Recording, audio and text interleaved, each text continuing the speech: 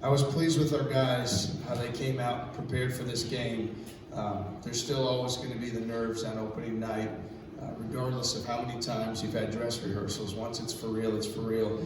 I think our guys established in that first half who we can be defensively when we pressure the basketball, when we really guard and contest the three-point line, which they were 1 for 14 at half, and we do a great job on the glass. And so I think that first half was indicative of who we can be.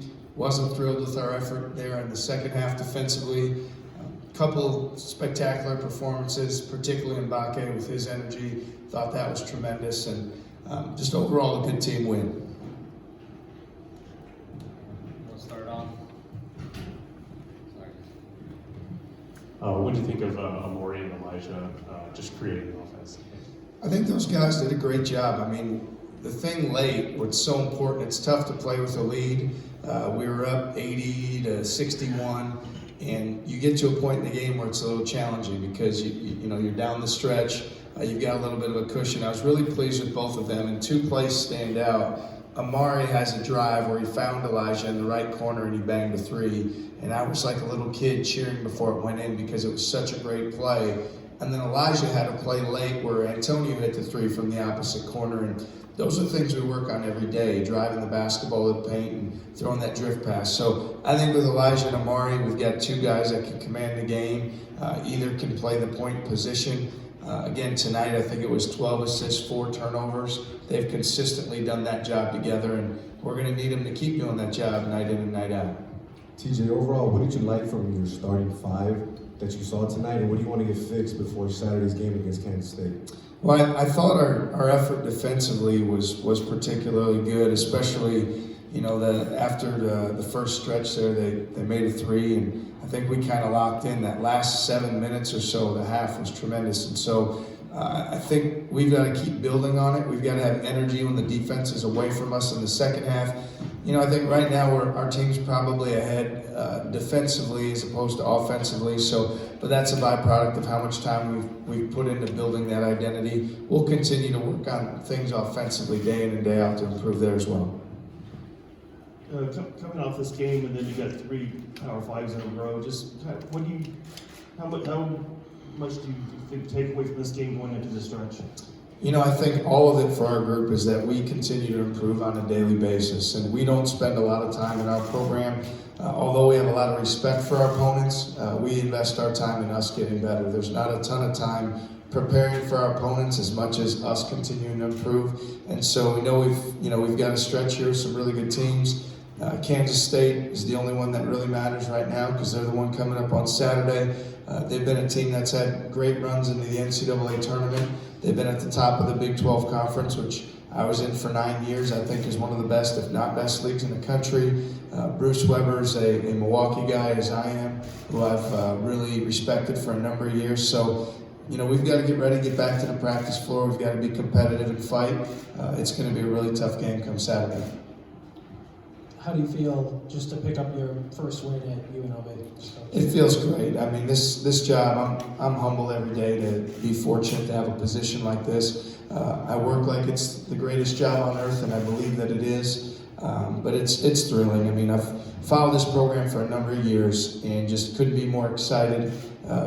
Want to put my heart and soul into it every single day to make it the best I can for all the coaches, players, fans, alums that have come before us. So it's a great feeling. What do you do after a win? Do you have like a routine that you like to stick to? Or? I go home and, my wife's she's dealt with our 3 kids through the game. So then I will hear from her all the stories of, I took one kid to the bathroom, then the next one had to go, and then this one spilled apple juice all over the other. And so I'll hear those stories right from her when I get home. But we usually wind down together. She was a heck of a player. I'm sure she'll have a couple things that she can add that she might think we need to look at. But I'm a pretty boring person. I'm going to be, we'll get through this one quick, and I'll probably be watching some Kansas State film here in a hurry.